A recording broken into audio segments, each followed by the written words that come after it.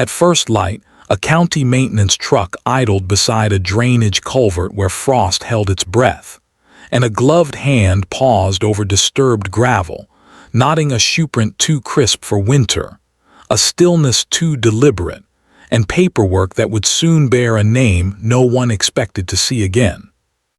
If you like stories like this, make sure to subscribe and like the video. The discovery unfolded outside the small Mississippi town of Brookhaven, where pine shadows stretch long in December and courthouse windows glow early against the cold. The woman was identified through methodical steps taken that morning, fingerprints lifted despite the chill, clothing logged, and a missing persons bulletin retrieved from a filing cabinet that smelled of dust and coffee. Her name was Emily Harper, 22 years old, last seen 3 weeks before Christmas, when storefronts along Highway 51 were already dressed in lights and artificial snow. The initial assessment noted no spectacle, only the quiet implications of placement, weather exposure, and time. The scene suggested transportation rather than collapse, and investigators marked distances, measured impressions, and documented the culvert as a secondary location. By noon, local press gathered near the taped shoulder of the road, reporting restraint and facts without flourish, aware of a community entering the holidays with a sudden, heavy question. Emily Harper had grown up nearby, graduated from a local community college, and worked seasonal hours at a craft store that did its best business between Thanksgiving and New Year. Friends described routines that fit the calendar: late shifts, gift wrapping, long drives home beneath early darkness.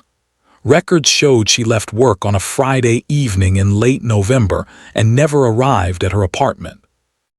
Her car was found 2 days later in a grocery lot, keys missing, fuel nearly full, snowless rain streaking the windshield. Police processed the vehicle carefully, lifting partials from the door frame, collecting fibers from the footwell, and documenting a faint scuff along the rear bumper that suggested contact at low speed. The absence of forced entry complicated early theories, as did the lack of witnesses in a town where people tend to notice unfamiliar movement. The autopsy, conducted under standard protocols, established an approximate window consistent with the last weekend of November.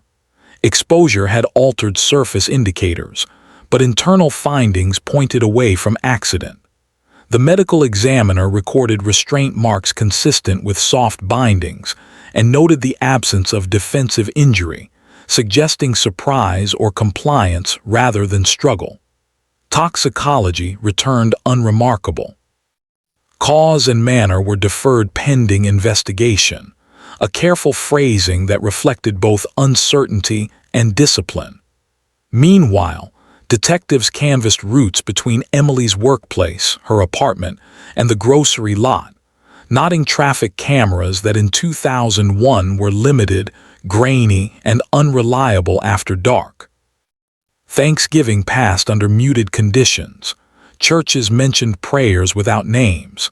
The local paper printed a photograph from Emily's driver's license beside a headline that avoided speculation.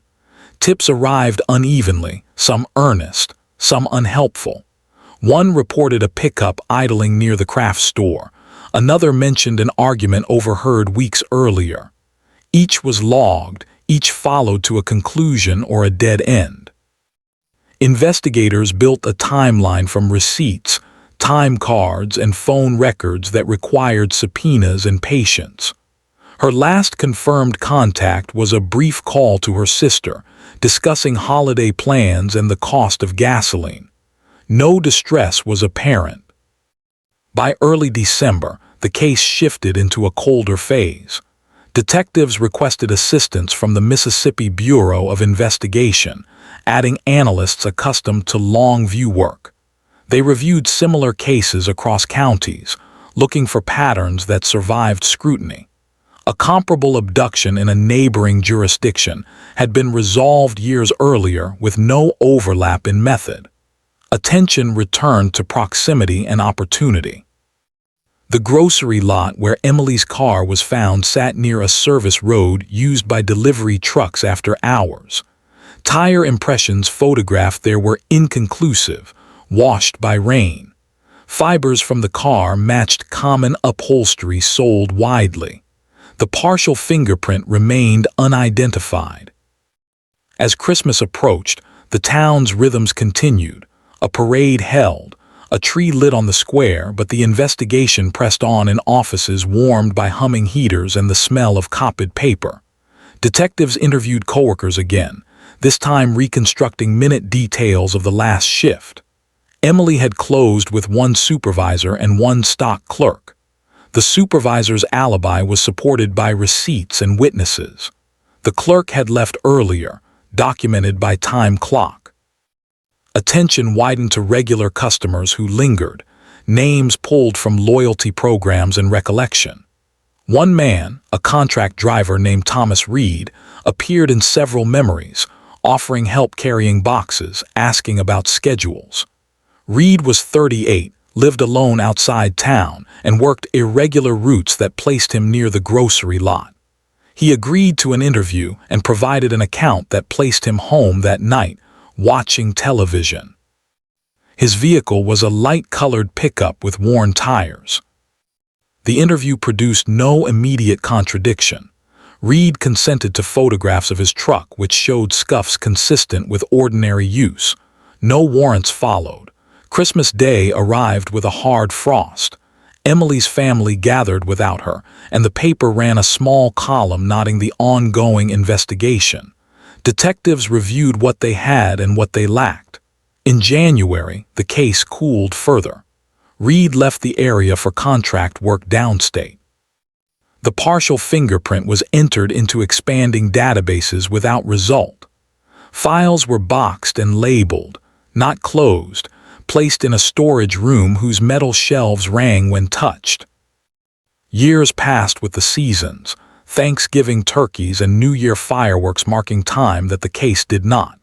In 2018, a cold case unit reopened several files, including Emily Harper's. Advances in forensic genealogy had begun to show promise, but the evidence was limited. The partial print was re-examined with updated algorithms and yielded a tentative association, insufficient alone but suggestive. Investigators tracked Reed, now living in another county. A discreet review of his employment history showed gaps and a prior complaint of inappropriate conduct at a warehouse, uncharged. A search warrant was obtained for a comparison print. The match was confirmed within accepted statistical thresholds, placing Reed at the grocery lot. Further work linked fibers recovered in 2001 to a blanket found during a lawful search of Reed's residence. A common brand but with a manufacturing batch traceable through records kept longer than expected. Phone records from archived carriers showed Reed's handset pinging near the craft store that night, a fact unavailable to investigators at the time.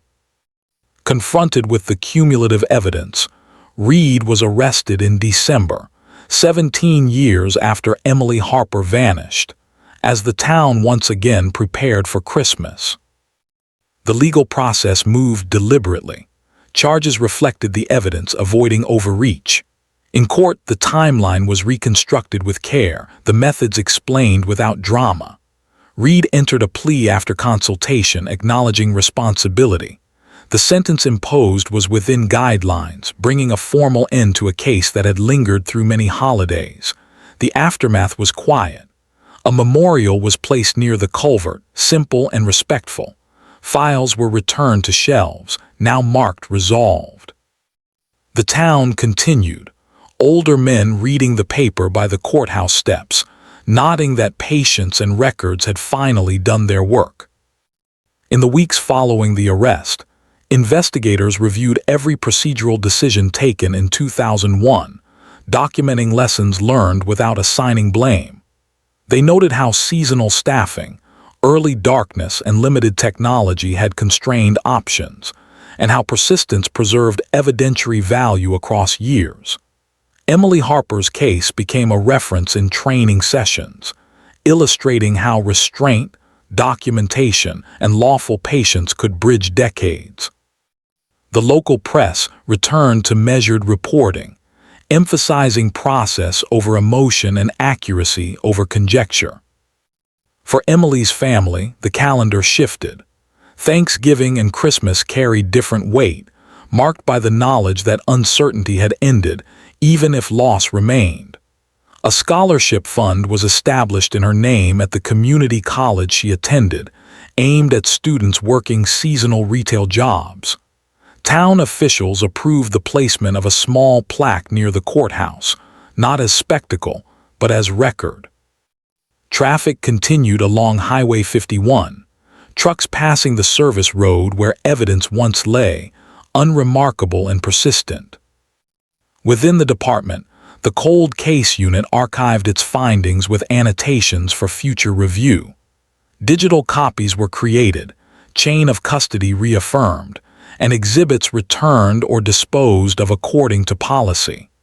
The case underscored how ordinary places, grocery lots and culverts, could intersect with enduring consequences.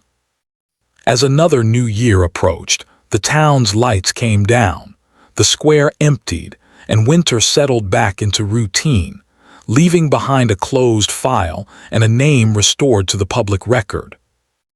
Records show the final disposition entered quietly, without appeal, and the community adjusted with time, holding space for memory while moving forward, aware that resolution does not erase grief, but it does allow nights to pass with fewer unanswered questions and steadier winter mornings. The reopening of the Emily Harper file required more than renewed interest. It demanded reconstruction. Every document from 2001 was reviewed in sequence, not for what it claimed, but for what it preserved. Investigators started with the original incident report, noting the language choices, the absence of conjecture, and the careful delineation between observation and inference. This restraint, common in that department at the time, would later prove critical. Measurements taken at the culvert were precise. Photographs were labeled with dates and exposure settings. Evidence bags were sealed and logged in a way that allowed their integrity to survive years in storage. The town itself had changed. Brookhaven had gained a bypass, lost a factory, and gained a superstore that replaced the grocery lot where Emily's car had been found. Investigators walked the old footprint using archived aerial imagery, mapping where light poles once stood and where shadows fell at night in late November. Weather records from 2001 were pulled, confirming intermittent rain and temperatures hovering near freezing, conditions that would have softened impressions and limited eyewitness presence. Sunset times were noted. Darkness came early, compressing the window in which anyone might have seen movement. The missing persons phase of the original case revealed the first delays. Emily had been reported missing after a weekend, not immediately. Family members had assumed seasonal overtime and poor reception. This gap allowed evidence to degrade and memories to blur. Still, investigators had acted within protocol, issuing bulletins, checking hospitals, and canvassing shelters. The absence of digital surveillance in that era forced reliance on human recall. Interview notes showed consistency in Emily's routine and no indication of flight or self-harm. Bank records showed no withdrawals after the night she vanished. The grocery lot became the focal point again. In 2001, technicians had collected what they could, including the partial fingerprint from the driver's door frame. The print had been smudged, incomplete, and initially unhelpful. Advances in ridge analysis and database size changed that. When re-entered, the print did not immediately produce a full match, but it narrowed possibilities.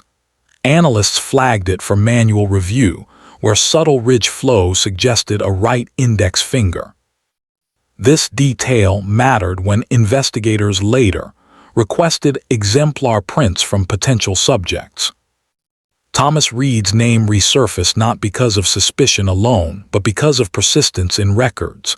His prior interview transcript was uneventful, yet it placed him in proximity without corroboration beyond his own account. At the time, nothing contradicted him.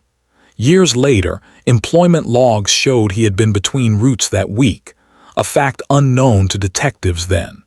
His pickup truck, documented in photographs, had a unique wear pattern on the rear bumper.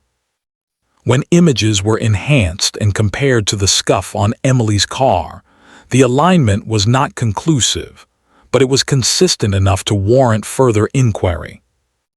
Investigators approached Reed carefully. Cold case work requires balance, avoiding contamination of statements while seeking truth.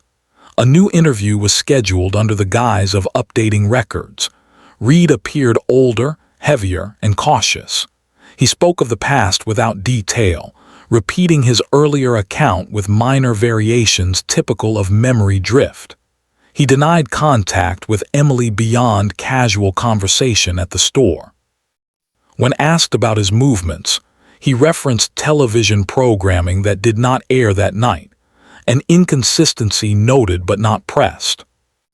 Legal thresholds guided every step. A warrant for Reed's fingerprints was supported by the tentative association and his proximity. The prints confirmed the grocery lot contact. This alone did not establish guilt. Investigators needed linkage to the scene where Emily was found. The Culvert area had yielded little beyond environmental evidence. However, fibers collected from Emily's clothing had been preserved. In 2001, they were deemed common. In 2018, manufacturing databases allowed batch analysis. A blanket seized from Reed's residence during a lawful search matched the fiber composition and dye lot. The probability was small, not definitive alone, but additive. Phone technology bridged another gap. Archived carrier records, long retained due to regulatory requirements, showed Reed's phone registering near the craft store and grocery lot that evening. Cell tower triangulation in 2001 was coarse, but combined with other evidence, it placed him within the narrow corridor of Emily's last movements. No record placed Emily elsewhere after leaving work. Her phone had gone silent shortly thereafter. The autopsy findings were revisited with modern understanding. The absence of defensive injury suggested control rather than chaos. Soft restraint marks aligned with the blanket fiber evidence. The estimated time of death, originally broad, was refined using environmental data and decomposition models unavailable in 2001. The window tightened to the night Emily vanished. The culvert, remote but accessible, fit Reed's work routes. Prosecutors reviewed the case with caution. Cold cases fail when ambition outruns evidence. The charge selected reflected what could be proven beyond reasonable doubt.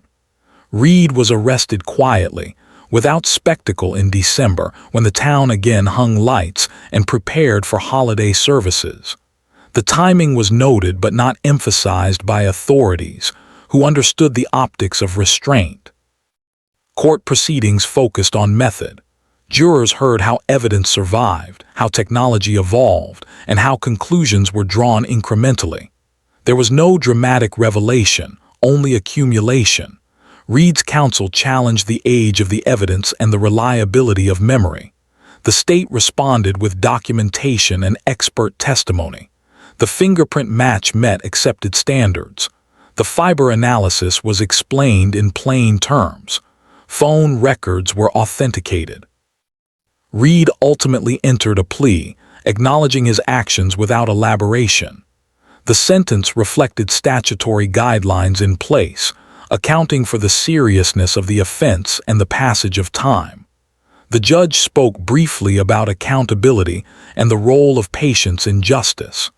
Emily Harper's name was entered into the record one final time, attached not to a mystery, but to a conclusion. After sentencing, investigators returned to Brookhaven. They met with Emily's family privately, explaining each step and answering questions with care. There were no promises of relief, only clarity. The family expressed gratitude for persistence rather than celebration. A quiet memorial service was held after Christmas, attended by friends, co-workers, and officers who had carried the file for years. The department conducted an internal review, documenting best practices and missed opportunities. They noted the value of evidence preservation and the importance of revisiting assumptions. Seasonal factors like early darkness and holiday distractions were acknowledged as challenges requiring vigilance. The case became a teaching tool, stripped of drama, focused on process. Life in the town resumed its steady pace. Older residents followed the case in the paper, recognizing familiar roads and landmarks. The bypass carried traffic past where the grocery lot once stood. The culvert remained, unmarked except by maintenance signs.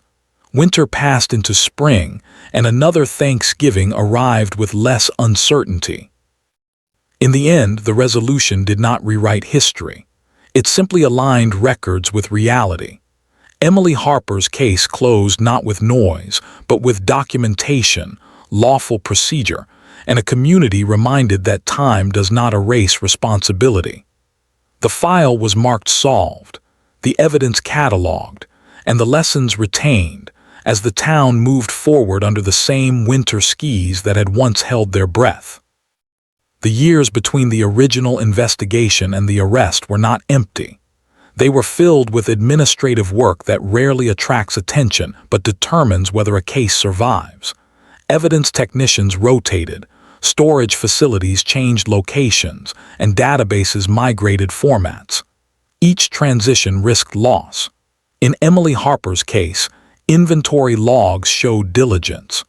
When a freezer malfunctioned in 2009, biological samples were relocated within hours. When paper files were digitized, originals were retained. Chain of custody sheets bore dozens of initials, a quiet testament to routine professionalism. Community memory also shifted. Younger residents knew the case only as a rumor tied to holidays past. Older men remembered the winter it happened, the way December felt heavier that year, how the paper carried updates beside advertisements for wreaths and turkeys. That audience followed the reopening closely, appreciating the absence of theatrics. The reporting remained restrained, emphasizing documents and dates rather than speculation. Editorials praised patience and warned against assuming guilt before proof. Investigators expanded their review beyond read, not because evidence demanded it, but because procedure required elimination. They re-interviewed former co-workers, neighbors, and supervisors, accounting for deaths and relocations. Each interview was logged, each alibi revisited. No alternative suspect produced comparable linkage. This mattered at trial, where the defense suggested tunnel vision. The state demonstrated breadth before focus. A significant development came from a retired dispatcher who remembered a call logged late the night Emily vanished, a report of a vehicle idling near the service road. The original note was brief and dismissed at the time due to lack of corroboration. Re-examination aligned the call's timestamp with Reed's phone activity. While not decisive alone, it reinforced the timeline. Memory, supported by records, regained value. Forensic review extended to soil analysis. Trace material from Emily's shoes contained a mineral composition consistent with the Culvert area and inconsistent with her apartment complex. This had been noted in 2001, but lacked comparative context. Modern geochemical mapping allowed a more confident association. Again, incremental, additive, cumulative. As the legal process advanced, the prosecution prepared for the possibility of trial, even as discussions of a plea continued. Witness lists were refined to those whose testimony would add clarity rather than noise. Experts rehearsed explanations in plain language, mindful of jurors likely to be older, attentive to method, and skeptical of novelty. The approach matched the audience's expectations, grounded and practical. When Reed chose to plead, it shortened proceedings but did not abbreviate documentation. The court required a factual basis, which was entered into the record step by step.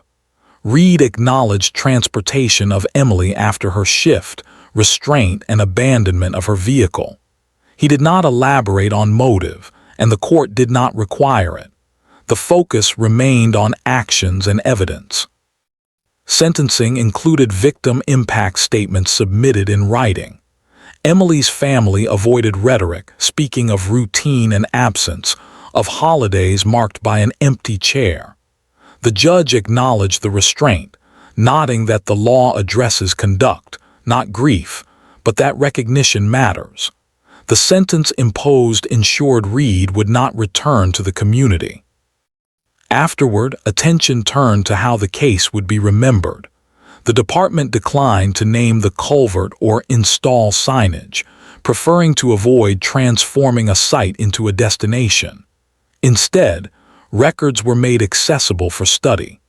Training modules incorporated the case, emphasizing how common evidence can gain significance over time. The quiet aftermath included practical steps. Emily's personal effects were returned to her family, cataloged and handled with care. Some items were kept, others donated. The scholarship fund received its first recipients, students balancing work and study during the holidays. The community college hosted a modest ceremony, focused on opportunity rather than loss. As seasons continued, the case receded into history, resurfacing occasionally when cold case successes were discussed. It stood as an example without becoming legend. There were no books, no dramatizations sanctioned by the family. The story remained grounded in files and minutes. For the investigators, closure did not mean conclusion of learning. They updated protocols for missing adults, reducing delays regardless of age. They advocated for earlier collection of cell data, recognizing its fleeting nature. They improved communication with families during holidays, when assumptions can postpone reporting. The town's older residents reflected on the outcome with a sense of order restored rather than celebration. Justice, delayed but methodical, aligned with their understanding of institutions. The courthouse remained the same brick building, files stacked in rooms that smelled of paper and heat. Roads were plowed when needed, lights hung and taken down each year. In winter mornings, maintenance crews still passed the culvert, performing routine checks. The site no longer held mystery, only memory. The landscape did not change to mark resolution. That was appropriate. The work had been done elsewhere in offices and labs across years. Emily Harper's name appeared one last time in an annual report, listed under cases resolved through cold case review. No adjectives followed. The simplicity was intentional. It honored process over drama. It acknowledged that answers can arrive long after questions, and that diligence, not spectacle, carries them. As another new year began, the department set priorities for the coming months, balancing current cases with older files. The Harper case informed those choices, reminding them that every document matters, that seasons pass, and that responsibility persists. The town continued under winter skis, aware that while time moves forward, records keep watch, waiting for the moment when patience and proof finally meet. By the time the legal process concluded, nearly 2 decades had passed since the winter Emily Harper disappeared, and the elapsed time itself became part of the case's meaning. Investigators documented how evidence ages and how memory changes, but also how facts, once properly recorded, remain stable. The Harper file showed minimal gaps because early investigators avoided embellishment. That restraint allowed later analysts to see what was present rather than what was assumed. In cold casework, absence of speculation can be as valuable as presence of proof. The courtroom proceedings were brief but precise. Each exhibit was introduced with reference to its original collection date, storage conditions, and handling history. Jurors were guided through the timeline without emotional cues. The prosecution emphasized that the case was not reopened because of pressure or publicity, but because new methods made old evidence speak more clearly. This distinction mattered, especially to an audience accustomed to institutional accountability. The defense focused on delay, but delay alone does not negate evidence preserved according to policy. Reed's acknowledgement of responsibility closed the evidentiary loop. His statement confirmed what the records already showed without expanding beyond them. The court accepted the plea after ensuring it was informed and voluntary. Sentencing followed statutory guidance, reflecting seriousness without excess. There was no outburst, no spectacle, only the formal conclusion of a process long deferred. In Brookhaven, reaction was subdued. Residents discussed the case in measured terms, noting the persistence required to resolve it.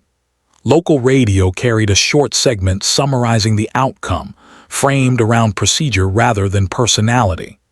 The newspaper ran a follow-up that focused on the work of the cold case unit and the value of evidence retention. Letters to the editor thanked investigators without vilifying the offender, a tone consistent with the town's culture. For Emily's family, closure arrived unevenly. Certainty replaced ambiguity, but absence remained. They chose not to pursue civil action, preferring to limit proceedings. Their decision was respected. They asked only that records remain accessible for educational purposes. The department agreed, anonymizing certain details for training use while preserving the core narrative. The case influenced policy at the state level. Funding for evidence storage was increased modestly, justified by examples like Harper's. Training emphasized early collection of digital data and careful logging of routine interactions. The lesson was not that technology solves cases, but that preparation allows technology to help when it arrives. Seasonal context remained important in reviews. Investigators noted how holidays can distract both victims and institutions, delaying reports and reducing staffing. Protocols were adjusted to ensure missing person reports receive immediate attention regardless of calendar. These changes were incremental, reflecting practical constraints. As years continued, the Harper case appeared occasionally in seminars and conferences, cited for its methodical resolution. It was never sensationalized. Speakers emphasized how common elements, a grocery lot, a service road, a blanket, can intersect with larger consequences when combined carefully. The message resonated with seasoned officers more than with those seeking dramatic breakthroughs. The physical spaces associated with the case returned fully to routine. The superstore parking lot bustled with shoppers during subsequent holidays, unaware of its earlier significance. The culvert remained part of the county's maintenance schedule, inspected and cleared as needed. No marker indicated its past role. The absence of commemoration was deliberate, aligning with the family's wishes. Within the department, the case served as a reminder of continuity. Officers who had begun their careers after 2001 studied notes written by predecessors, learning from their clarity. The chain of custody sheets, filled with names over years, illustrated institutional memory in action.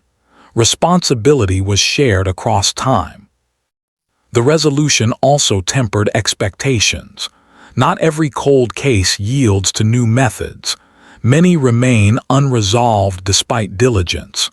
Harper's case was not presented as a guarantee, but as evidence that careful work can endure. This realism prevented false hope while supporting continued effort. As Thanksgiving approached again, the town's rhythms repeated. Turkeys were advertised, lights hung, schedules adjusted. For those who remembered, the season carried a different weight, informed by knowledge rather than uncertainty. The passage of time did not erase the case, but it integrated it into a broader understanding of justice. Reed began serving his sentence without incident. Records show no appeal and no further filings. The correctional system treated the case as it would any other, processing intake, classification, and placement. The absence of drama extended through incarceration, consistent with the case's overall tone. In annual reports, the department summarized the outcome in a single paragraph, listing evidence types and procedural steps. The brevity reflected confidence in the record. The case did not require elaboration to justify itself. For those studying the file years later, the Harper case offers a clear lesson. Crime does not always announce itself. Resolution does not always arrive quickly. But when investigators commit to accuracy, preserve what they collect, and revisit with discipline, time can become an ally rather than an enemy.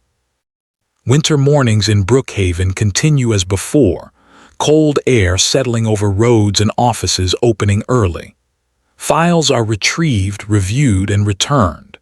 Somewhere among them sits the Harper file, closed but instructive, a reminder that justice, when it comes, often arrives quietly, documented line by line, through steady work that outlasts seasons and restores order without fanfare.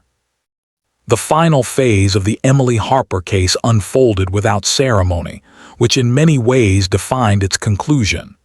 After sentencing, there were no press conferences, no extended interviews, and no attempts to reshape the narrative. The work was finished, and the records spoke for themselves. Investigators completed closing memoranda that summarized evidence, procedural history, and legal disposition. Each memo was reviewed, signed, and filed, ensuring that the case would remain coherent to anyone who examined it years later. Closure, in this sense, was administrative before it was emotional. The district attorney's office archived the prosecution file, including exhibits, transcripts, and expert reports. Digital copies were stored with redundancy, mindful of how fragile information can be over decades. Physical evidence was either retained under statute or released according to policy. The blanket fibers, fingerprint cards, and original photographs were sealed and labeled with final disposition codes. Nothing was discarded casually. The goal was permanence, not convenience. For the cold case unit, the resolution prompted a structured review session. Investigators outlined what had worked and what could have been improved. They noted that early interviews, though limited by technology, had been conducted with care and neutrality. They acknowledged that Reed had not been pursued aggressively in 2001 because evidence did not justify it. That restraint, though frustrating in hindsight, preserved the integrity of later actions. The lesson reinforced was simple: lawful patience prevents future compromise. The department shared these findings internally, not as commendation, but as instruction. Newer officers learned how evidence collected without expectation can later become decisive. The Harper case was presented as an example of continuity, showing how responsibility passes from one generation of investigators to the next. Names on chain of custody logs mattered as much as conclusions. In Brookhaven, the case settled into collective memory. Residents did not speak of it often, but when they did, it was with an understanding shaped by time. Older men remembered the winter of 2001 as a period when something felt unfinished. Now, that sense of incompletion had eased. The outcome did not bring satisfaction so much as alignment. Events had found their proper place in the record. Emily Harper's family chose a private form of remembrance. They held a small gathering after New Year's Day, away from the courthouse and away from cameras. It was not an anniversary, but a moment to acknowledge that uncertainty had ended. They spoke of Emily's plans, her routines, and her ordinary ambitions.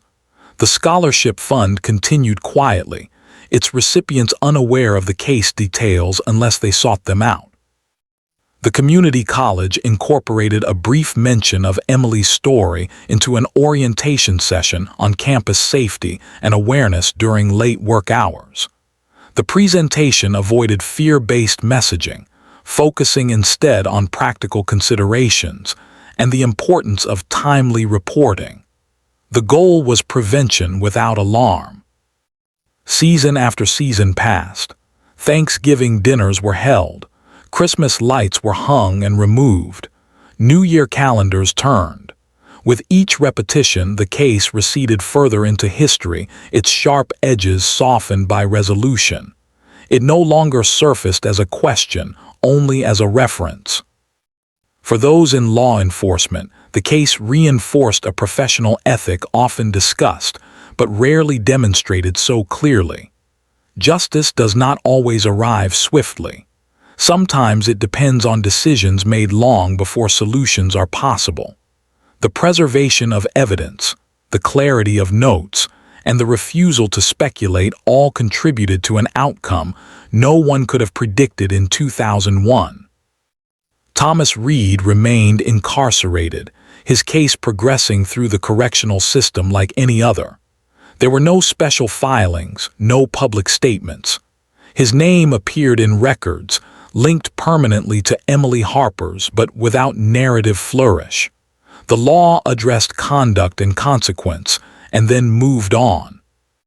Years later, when cold case statistics were reviewed at the state level, the Harper case appeared as a data point among others. It represented one resolved file out of many unresolved ones. Analysts noted it cautiously, aware that success stories can distort expectations. Still, it justified continued investment in long-term investigations. The physical landscape of Brookhaven bore no obvious trace of what had happened. Roads were repaved. The service road was widened slightly to accommodate new traffic patterns.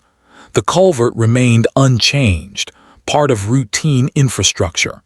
No marker identified it as significant. That absence was intentional. The town did not wish to define itself by a single crime.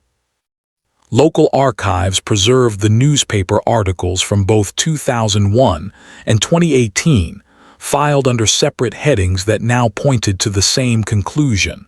Reading them side by side revealed the difference time makes, not in facts, but in understanding. Early articles asked questions. Later ones answered them. In retirement, one of the original detectives occasionally reviewed the case notes, reflecting on how limited tools had once been. He recognized decisions that might have been different with today's technology, but he also saw how adherence to procedure had allowed later success. The case affirmed his belief that good work does not always show results immediately, but it endures. For the broader audience that followed the story later in life, the case resonated differently. It was not about danger or fear, but about process and accountability. It demonstrated that even ordinary places and quiet routines can intersect with serious consequences, and that institutions, when functioning properly, can correct their course over time. As winter mornings continued to arrive in Brookhaven, the courthouse opened as it always had. Clerks filed documents, judges reviewed dockets, law enforcement officers began shifts and ended them. Among the countless files stored within those walls, the Emily Harper case remained, closed and complete. Its final entry recorded the date of resolution, the legal outcome, and a brief note indicating that no further action was required. That sentence carried weight. It signified not indifference but completion. The questions had been answered as fully as the law allows. The town moved forward without ceremony, carrying the knowledge that patience and accuracy had mattered. The case did not become legend. It became part of the quiet ledger of work done properly. For those who value order, documentation, and restraint, that was enough. And so the Mississippi 2001 cold case ended not with spectacle, but with confirmation. A young woman's name restored to the record. A responsible party held accountable. A community allowed to close a chapter it had carried through many winters.